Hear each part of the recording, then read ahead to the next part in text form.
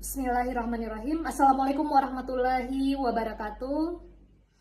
Dalam setiap situasi bencana, negara seringkali menyatakan bahwa negara hadir untuk rakyatnya. Namun pertanyaannya adalah, apakah kehadiran itu selalu benar-benar dirasakan oleh masyarakat yang terdampak? Pertanyaan ini menjadi alasan mengapa video ini saya buat. Video ini merupakan bagian dari ujian akhir semester mata kuliah Komunikasi Pemerintah dan Masyarakat Sipil yang bertujuan untuk menganalisis bagaimana pemerintah membangun dan menyampaikan komunikasi publik dalam situasi krisis. Perkenalkan, saya Marlina Agustina, mahasiswa Magister Ilmu Komunikasi Politik Universitas Paramadina. Dalam presentasi ini saya akan membahas analisis komunikasi pemerintah dalam penanganan banjir bandang di Aceh akhir tahun 2025 yang lalu dengan menggunakan perspektif strategic framing dan komunikasi pemerintah di media sosial. Untuk memahami mengapa isu ini penting, saya akan memulai dengan melihat konteks bencana yang melatar belakangi kasus ini. Banjir bandang yang terjadi pada akhir tahun 2025 tidak hanya melanda satu wilayah, tetapi mencakup beberapa provinsi di Sumatera. Provinsi yang terdampak antara lain Sumatera Barat, Sumatera Utara, dan Aceh. Namun dari ketiga wilayah tersebut, Aceh merupakan daerah yang mengalami dampak paling parah, baik dari sisi kerusakan infrastruktur maupun keterbatasan akses bagi masyarakat. Hingga saat ini, pada saat presentasi ini dibuat, kondisi di lapangan menunjukkan bahwa bantuan belum sepenuhnya merata. Masih terdapat banyak wilayah yang terisolasi. Bahkan, anak-anak sudah mulai sekolah dengan menyeberangi sungai menggunakan tali dan diantar oleh orang tuanya menggunakan drum. Dan itu sangat amat tidak layak. Jadi di sini terlihat proses pemulihan belum berjalan secara menyeluruh. Kondisi ini menjadi konteks penting untuk memahami mengapa persoalan bencana di Aceh tidak hanya berkaitan dengan aspek fisik dan kemanusiaan, tetapi juga berkaitan erat dengan bagaimana pemerintah berkomunikasi dengan masyarakat di tengah krisis yang masih terus berlangsung sampai saat ini. Dari konteks tersebut, menarik untuk melihat bagaimana situasi ini kemudian dikomunikasikan oleh pemerintah. Pada analisis ini, fokus saya diarahkan pada Aceh sebagai wilayah yang mengalami dampak paling parah dibandingkan provinsi lain yang terdampak banjir di akhir tahun 2025 yang lalu. Pemilihan fokus ini penting karena Aceh tidak hanya menghadapi kerusakan infrastruktur, terisolasi, tetapi juga memperlihatkan persoalan komunikasi pemerintah yang cukup menonjol di ruang publik. Permasalahan yang pertama adalah pernyataan dari Kepala BNPB yang menyatakan bahwa kondisi ini hanya mencekam di media sosial saja. Pernyataan ini kemudian menuai kritik dari masyarakat dan media karena tidak sejalan dengan kondisi yang ada di lapangan. Setelah melakukan kunjungan langsung dan diklarifikasi serta mohon maaf. Permasalahan yang kedua berkaitan dengan pernyataan Menteri ESDM, Bahlil, menyatakan bahwa pemulihan listrik telah mencapai 93% bersamaan dengan Presiden berkunjung ke Aceh. Pada saat yang sama, laporan dari lapangan menunjukkan bahwa listrik masih padam, belum merata. Bahkan di provinsi di Banda Aceh pun listrik masih padam. Nah, ketidaksesuaian antara narasi yang disampaikan oleh pejabat pemerintah dan pengalaman nyata masyarakat inilah yang kemudian menjadi inti persoalan dalam penanganan banjir di Aceh. Berdasarkan permasalahan komunikasi yang telah kita jelaskan sebelumnya, analisis ini memiliki beberapa tujuan utama. Yang pertama adalah untuk melihat bagaimana pemerintah membingkai krisis bencana, khususnya dalam cara pemerintah menjelaskan penyebab, penanganan, dan tingkat keparahan bencana kepada publik. Yang kedua, analisis ini juga bertujuan untuk memahami praktik komunikasi pemerintah di media sosial, yaitu bagaimana media sosial digunakan sebagai saluran komunikasi dalam situasi krisis. Selanjutnya, dari kedua aspek tersebut, analisis ini mengkaji dampak terhadap persepsi publik dan kepercayaan masyarakat, terutama ketika terdapat perbedaan antara narasi resmi dan pengalaman di lapangan. Untuk mencapai tujuan tersebut, analisis ini menggunakan dua pendekatan teori, yaitu strategic framing dan komunikasi pemerintah di media sosial, yang akan digunakan sebagai alat untuk membaca kasus banjir bandang Aceh tahun 2025. Pendekatan teori yang pertama digunakan dalam analisis adalah strategic framing.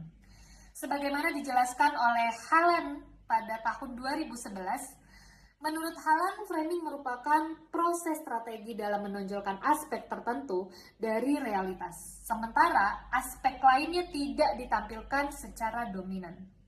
Dengan kata lain, framing bukan sekedar apa yang dikatakan, tetapi bagaimana suatu peristiwa dikonstruksi dalam komunikasi publik.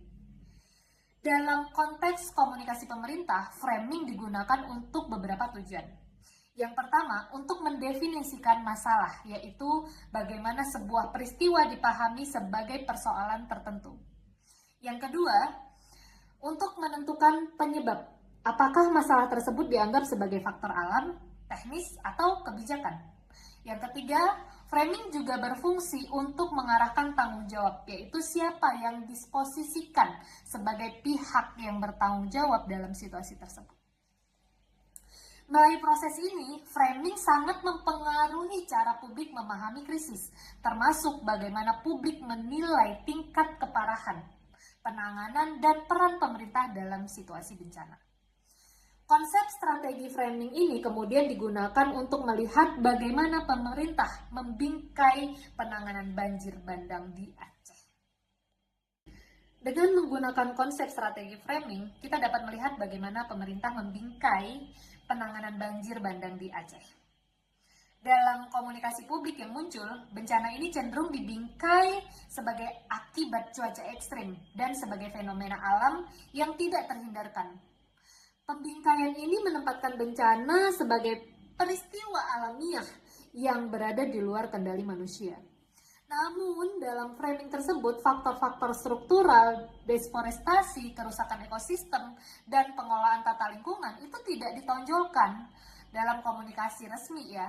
Padahal komunikasi-komunikasi ini sering sekali berperan penting dalam memperparah dampak bencana. Akibatnya, framing yang menekankan aspek alamiah bencana cenderung mengurangi perhatian publik terhadap tanggung jawab kebijakan, khususnya dalam hal pencegahan pengelolaan lingkungan dan kesiapsiagaan jangka panjang. Dengan kata lain, framing pemerintah tidak hanya menjelaskan apa yang terjadi, tetapi juga secara tidak langsung membatasi ruang diskusi publik mengenai peran kebijakan dalam konteks bencana tersebut. Selain cara pemerintah membingkai krisis, penting juga untuk melihat bagaimana pesan tersebut disampaikan kepada publik, khususnya melalui media sosial. Pendekatan teori yang kedua digunakan dalam analisis ini adalah komunikasi pemerintah di media sosial sebagaimana dijelaskan oleh Alaimo pada tahun 2022. Menurut Alaimo, dalam banyak kasus media sosial pemerintah cenderung digunakan secara satu arah, simbolik, bersifat defensif, terutama dalam situasi krisis. Media sosial lain difungsikan sebagai sarana penyampaian informasi resmi dan citra kehadiran negara. Namun dalam praktiknya, pola komunikasi tersebut seringkali lemah dalam aspek listening publik dan empati terhadap pengalaman masyarakat yang terdampak. Dalam konteks krisis bencana, keterbatasan ini menjadi persoalan penting karena masyarakat hanya membutuhkan informasi seperti juga pengakuan atas realitas yang mereka alami. Kerangka teori ini kemudian digunakan untuk membaca praktik komunikasi pemerintah dalam penanganan banjir bandang di Aceh. Jika dilihat dari praktiknya, komunikasi pemerintah dalam kasus banjir bandang Aceh menunjukkan beberapa persoalan. Respon komunikasi yang muncul cenderung tidak konsisten, serta lebih menekankan pada klaim kesiapan dan stabilitas. Dalam beberapa pernyataan, narasi yang dibangun tidak sepenuhnya merepresentasikan kondisi di lapangan. Akibatnya, realitas yang dialami masyarakat tidak sepenuhnya terwakili dalam komunikasi resmi. Kondisi ini mendorong masyarakat untuk menggunakan media sosial sebagai ruang alternatif untuk melapor, mengkritik, dan menyuarakan situasi yang nyata yang mereka hadapi. Media sosial kemudian tidak hanya menjadi kanal informasi, tetapi juga ruang artikulasi ketidakpuasan publik.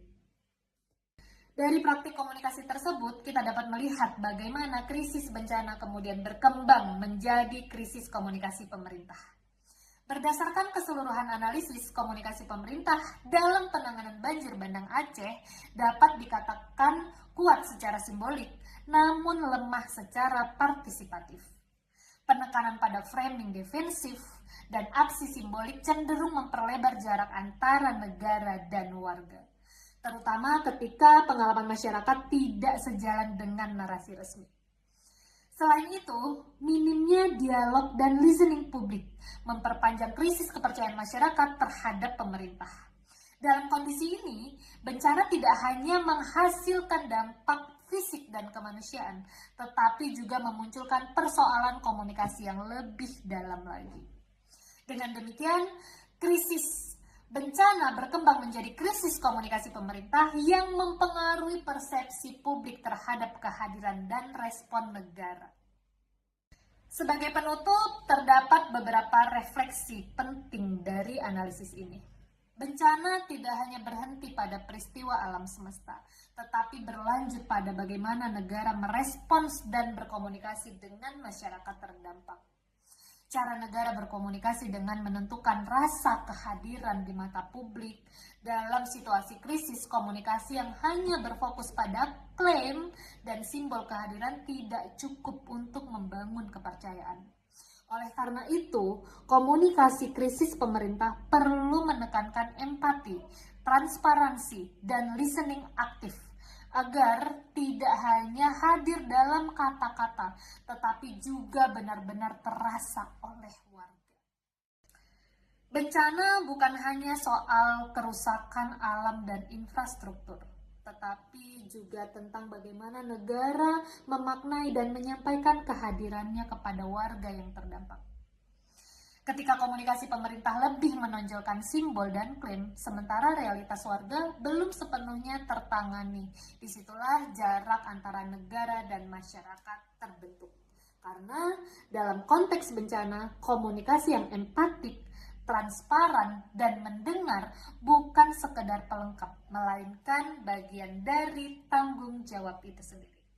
Terima kasih. Assalamualaikum warahmatullahi wabarakatuh.